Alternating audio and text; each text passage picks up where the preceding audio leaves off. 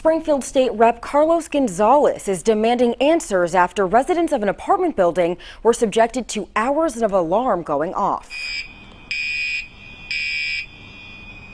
That's noise that residents on Cumberland Street had to listen to for more than 12 hours. Residents said the alarm started going off around 10 o'clock Friday night and didn't stop until the management company came the following morning around 11.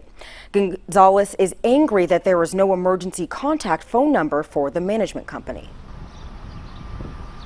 Having children and families hearing this alarm and nowhere else to go for 13 hours is incomprehensible.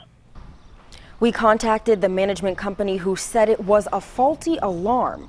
Representative Gonzalez told 22 News this company has had issues with alarms at other properties in the city.